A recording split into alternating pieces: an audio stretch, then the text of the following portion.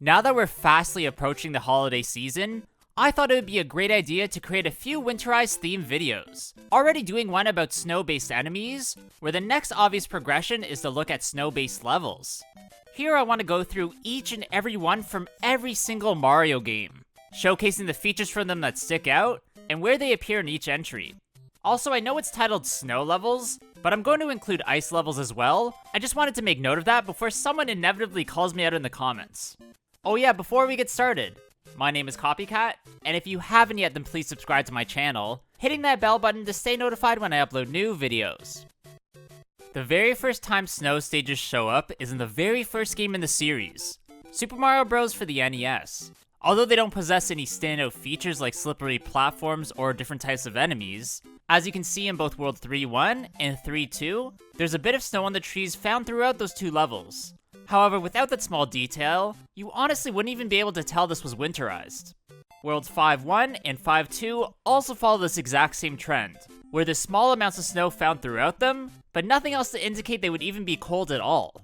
It isn't until World 6.3 where the platforms become snow covered, giving a slightly bit of a unique feel, but once again, nothing too special. The final stage that fits in this video is World 7.1. Again, it's only the trees that have any weight associated with them, and unfortunately nothing affects the gameplay. I do want to note, however, that these versions of these levels in the Super Mario All-Stars collection are much more winter focused, which is a nice touch, even if the gameplay itself looks a bit strange to fans who've played since the beginning. The second game in the original trilogy, at least in Western markets, is Super Mario Bros. 2, which has an entire world that fits in this theme in World 4. All three of the levels you can find here are covered with ice and snow, with a few select platforms being super slippery, adding a new feature to the series where you need to be extra careful when maneuvering around enemies. The flurries are one of those, as they move extremely fast and in groups, so you either need to be patient or highly skilled to get past them. Another standout moment are the sections with the auto bombs, as they are completely out of place foes that you need to use at one point to cross spikes that would otherwise kill you. Also, strangely, the boss you face off against at the world's end is the Fry Guy, where you would have expected it to be an enemy that would have froze you, and not one that burns you to death. Super Mario Bros. 3 is the last game of the original trilogy, and contains an entire world full of ice and snow in World 6, so I'll go through each one quickly, showcasing their defining features. World 6.1 just contains a few icy platforms, with a few annoyingly placed Patooey enemies, the strange looking plants that blow spike balls in the air, meaning you have to deal with the slipperiness while dodging their attacks. World 6.2 is a tough mid-air auto-scrolling stage, made even harder with the inclusion of those icy platforms. 6.3 is another mid-air level, although without auto-scrolling and contains way more icy-based obstacles. 6.4 carries on with the same trend, but adds much tougher things to platform around, like the rotary lifts that can knock you into the void, or the rail lifts that need to be patiently traversed. World 6.5 is interesting as it contains the winter-based Buster Beetles, who have the ability to pick up ice blocks and hurl them towards Mario, which can be tough to dodge as they travel very fast. This level is also confusing as you need to be powered up with the Super Leaf and hold a Koopa Shell at the same time, flying to the top of this certain section so you can clear the bricks and complete the stage. Not only is this not evident, it also is not easy. 6.6 is interesting as not only is it a snow-based level, but parts of it also take place underwater in a series of confined sections. There's nothing really super special about this stage, other than maybe the Cheep Cheeps that just jump from puddle to puddle in certain areas. 6.7 is probably the hardest auto-scroller up to that point in the game, as you have to use a combination of donut blocks and slippery platforms to carefully progress forward. The second fortress of World 6 is the only one of the three that's themed in this category, which is literally entirely encased in ice, having to avoid the thwomps in this unforgiving environment. Even the boss area against the Boom Boom has icy surfaces, which is at least something different as this battle is usually very boring. World 6.8 oddly takes place in the grassland setting, but there are at least ice blocks that you can use to defeat enemies and uncover certain hidden objects.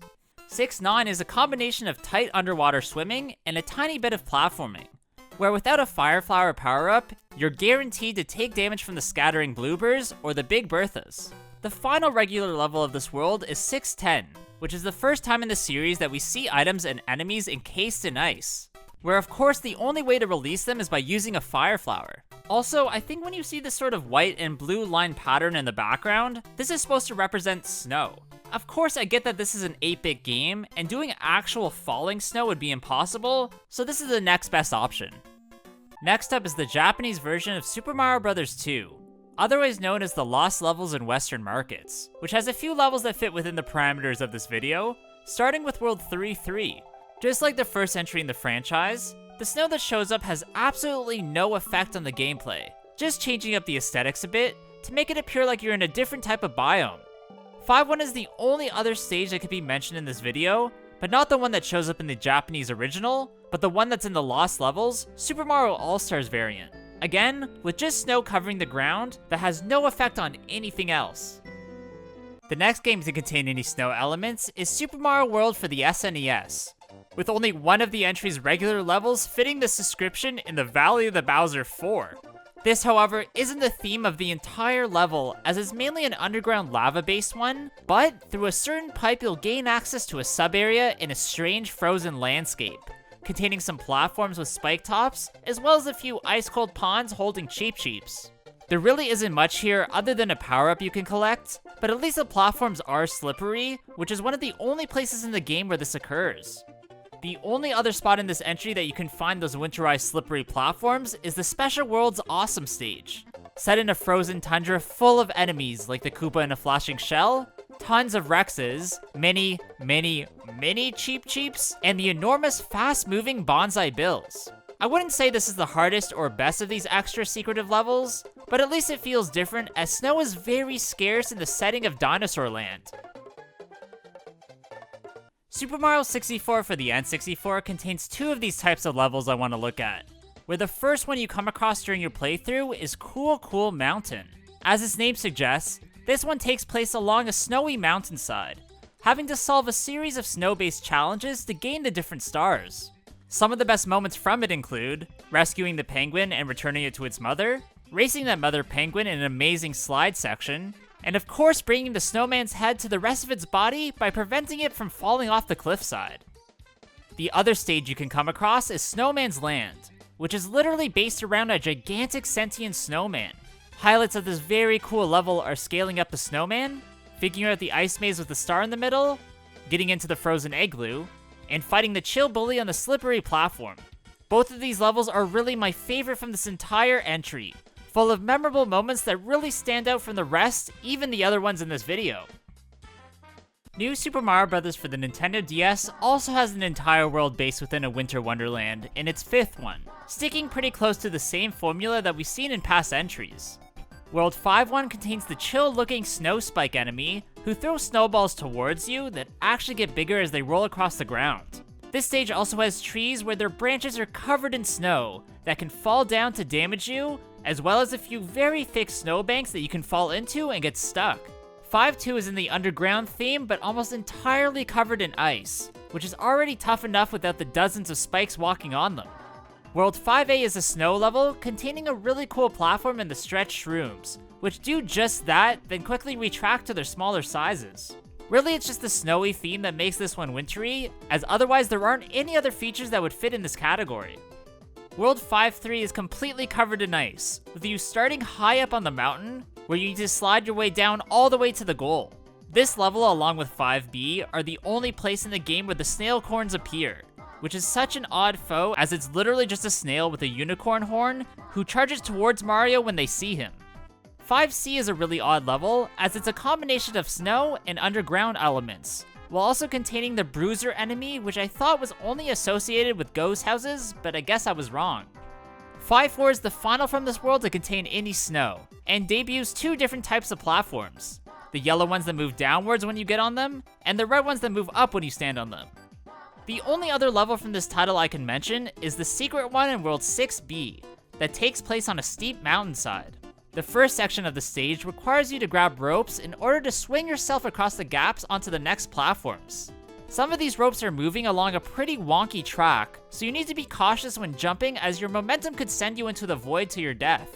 The second part of the stage has you descending the mountainside, where you encounter many Koopas and Goombas, as well as the purple mushroom platforms that tip back and forth. but honestly they are a bit useless and never give you any real trouble. Up next is the 3D space-based Super Mario Galaxy entry for the Wii, which has 2 levels we need to look at in this video, starting with the Freeze Flame Galaxy. What's so special about this one is that it perfectly blends fire and ice elements to create a very unique experience, with the best moments from it including skating along the icy surface to catch the penguin, using the ice flower to create your own icy platforms to skate across, the battle against the giant ice bubble Baron Burr, and finally the race against the Cosmic Mario across the several platforms of ice. The other level from this game that needs to be showcased is the Snow-Capped Galaxy, found as a secret area by feeding the hungry Luma 1600 star bits. This area only has one mission called Star Bunnies in the Snow, where you need to capture each one of them through a thick layer of snow, which actually slows down your progress. You can clear the snow away to make your time easier by using the star cursor, which also reveals any other hidden features on this planet. The entry that has the most snow-based levels in the entire franchise is New Super Mario Bros. For the Wii, possessing an entire world in the third one that goes all out in this theme, called Frozen World. 3-1 is the first place you come across the penguin suit, letting you shoot out balls of ice to freeze your enemies, as well as letting you slide on your belly across icy surfaces. This stage also contains the goofy-looking Cooligan enemies, who are sunglass-wearing penguins that also slide on their bellies, but in this case, try to damage you. World 3-2 is completely covered in snow, although none of it falls off the trees to damage you, and there aren't any deep snowbanks to fall into like its DS counterpart. World 3-3 takes place in an underground cave full of icicles dangling from the ceiling that from time to time can drop down and damage you. This is also the only place, other than the enemy course, where the Ice Bros appear, which is a foe that's unfortunately underutilized throughout the entire series, only showing up in a select few places. World 3 Tower can also be showed off in this video, sporting a sort of cracked brick ice aesthetic while also featuring a battle against Lemmy on a very slippery platform, at least changing things up a bit from the usually boring Koopaling boss battles. Also as a note, this is oddly the only place where the electrified amp shows up in this title, although they only really act as pylons during the elevator lift section and don't really get in your way. World 3-4 is a stage where you're gonna have to use the penguin suit, as every single platform you walk on is icy, leading to some pretty cool moments if you control Mario well in this form. 3-5 is definitely one of my favorites, as it features you having to skillfully platform on a rotating and moving pink block in an auto-scrolling environment. Of course, you have to do this all while dodging the large amount of Koopa enemies that reside here, so being powered up in some sort of form will help you a lot. The World 3 Castle is an absolutely amazing stage full of great moments that I'll quickly list, like the ice snake block section where you need to deal with the slippery platform and also the huge icicles that fall from the top of the screen, the Bob-Omb section where you need to use them to break the bigger ice blocks, and finally the battle itself against Lemmy, where you need to use the smaller balls he summons to bounce high up and bonk him. Outside of the Iceland of World 3, World 9 actually contains 2 levels, starting with its 5th, where you need to vertically platform up a mountain. Here you have to jump around a plethora of Cooligans that spawn from pipes and slide towards you, as well as dodge a few fuzzies that maneuver around a set path. This is not an easy task, as there are plenty of tight platforming moments, as well as many voids to fall into. 9-7 is the other level in this world that fits this theme, oddly combining snow and jungle elements to create a different type of stage. Throughout the entirety of it, the only thing you can walk across are the ice blocks, that if struck by a fireball will melt, either causing you to fall into a void or into an enemy. Prickly Goombas are also laid out in some very annoying spots, so it's safe to say that this one's not easy without a power-up. The second entry of the Super Mario Galaxy series also has 2 levels that we can look at, with my favorite being the Shiverburn Galaxy. This is similar to the Freezy Flame Galaxy from the first installment, as it combines ice and fire elements together, but in a much more open experience than before, letting you really skate around and explore this large area. There's also a boss fight at its end against Prince Picante, who moves quickly around the skating rink in his tank, firing either balls of fire that leave lava bubbles on the ground, or coconuts that can be spun back at him to deal damage. The Freezy Flake Galaxy is the other snow-based level, where this one is literally covered in it, full of interesting sub-areas that keep it feeling fresh. The best of these include the Lava Snowball Convey planet, set in the molten landscape, the Whiteout planet, where you can barely see what's happening in front of you due to the perpetual blizzard, and the Sorbetti boss battle, where you have to fight the planet-sized snowman's head by hitting its nose while platforming on its body. This battle is actually tougher than it looks, as the head moves incredibly fast and there's tons of objects that get in your way. One game that perfectly incorporated the older 2D platformers with modern day mechanics is Super Mario 3D Land, which has a few levels containing snow, starting with World 3-4. This stage is composed of several snow-covered platforms that you need to get to by using the tightropes. At times, these tightropes also contain fuzzies, who move back and forth along them, so you need to time your jumps carefully or risk taking damage. Special 7-1 is essentially the exact same as World 3-4, but you only have 30 seconds on the timer, meaning you need to rush through it to complete it. Another level from this game is World 6-5, which is an ice-based one, containing several bounce pads to help you scale the large blocks. Parts of this can definitely be difficult without the help of a Super Leaf power-up, especially when the bouncers start moving. Special 2-5 is very similar to World 6-5, but contains no regular platforms or bounce pads, instead revolving around you having to activate flip panels so you can quickly use them to move your way forward. This is definitely a tricky mechanic to get used to, and you'll have to replay it a few times if you want to get every star coin, as during your first playthroughs you'll definitely be rushing and surely miss them. The third installment of the new Super Mario Bros. Sub-series came out for the 3DS in 2012, and has several levels we're going to look at, starting with World Mushroom A. This is an underground vertical platforming stage, full of icy slippery platforms, adorned with mini spike balls that roll back and forth.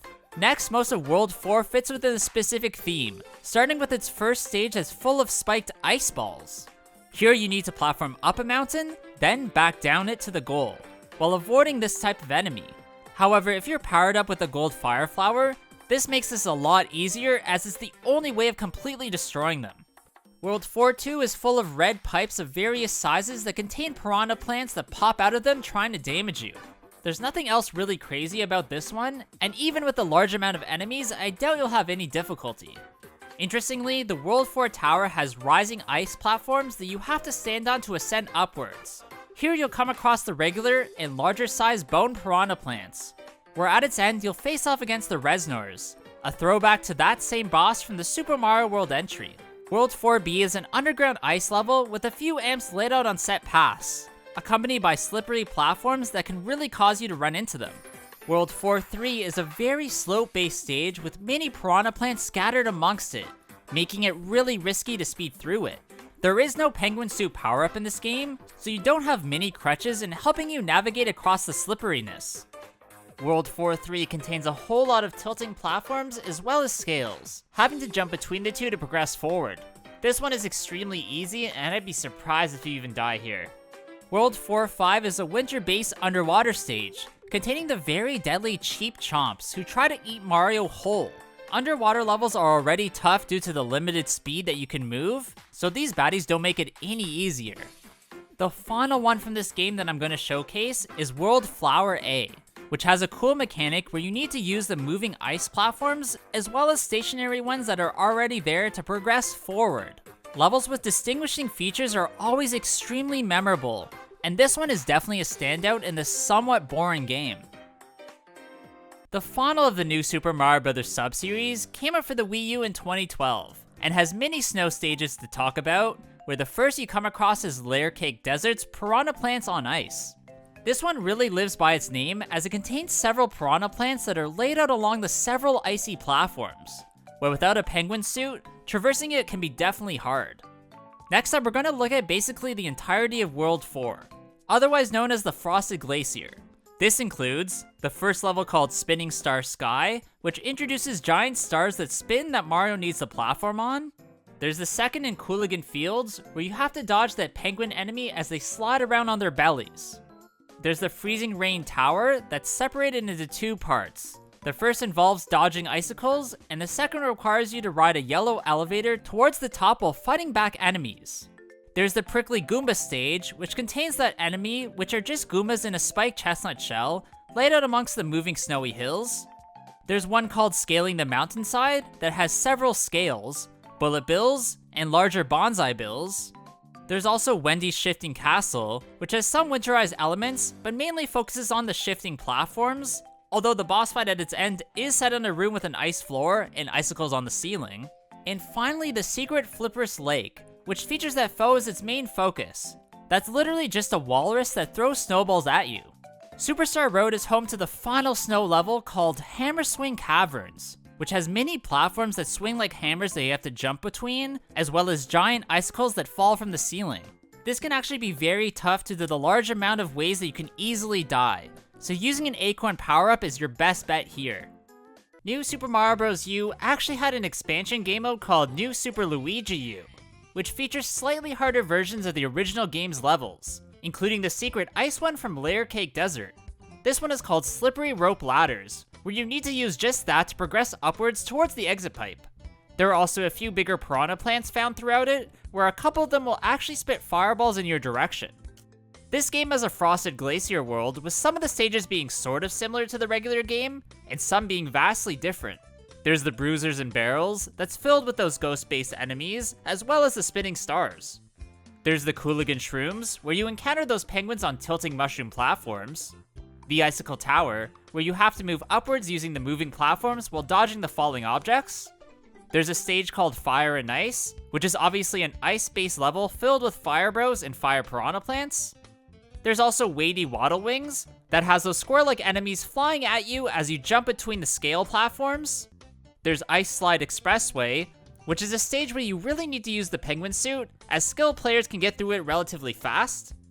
And of course there's the boss battle against Wendy in her castle level, still taking place in the same icy arena, having to deal with the slipperiness and icicles. Nintendo would return the series to its 3D platforming with Super Mario 3D World for the Wii U, where there's 2 levels completely covered in the powdery white stuff, starting with Snowball Park. This is the place where you're introduced to the Ice Skate item, that can be used as a fun way to traverse around this level, that is if you knock the Goomba out of it first. The other level you can play is Ty-Foo Flurries, named that because of the Ty-Foo enemies who periodically blow large gusts of wind that can knock you into the void. There's also a few sections where you have to use the skate item, as it's the only way to collect certain things like green stars or even the stamp. The absolutely massive Super Mario Odyssey has one level we can look at in this video, in the Snow Kingdom, that at first glance looks like a small and boring experience, but once you enter the hole in the middle of it, you'll find that there's a hidden Shiveria town. Here you can find great sub-areas, like the Bifrost Room, the cylindrical 8-bit ice area, and of course the Iceburn Circuit, which is a race where you need to take control of a Shiverian, using its bounding ability to propel forward. This is definitely one of my favorite parts of the entire game, really leaving a memorable experience in an already fantastic title. The final game we're going to look at in this video is Bowser's Fury, which was released for the Nintendo Switch alongside Super Mario 3D World, having 2 areas I want to look at, starting with my favorite in Slip Skate Slope. This is an obstacle course where you need to use the skate item to traverse through it, as it allows you to defeat enemies and go through certain parts you otherwise wouldn't be able to as normal Mario.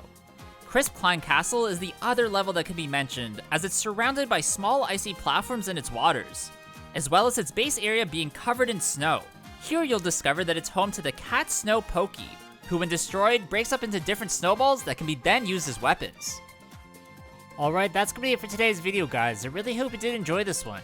If you did, please leave a like, comment below what you thought about it, and of course subscribe to my channel. Also, please go follow my Instagram at CopyCatGamer. There I upload some cool clips and items from my collection that you won't see anywhere else. Hope you guys all have a good day, and I'll see you all in the next one. Bye!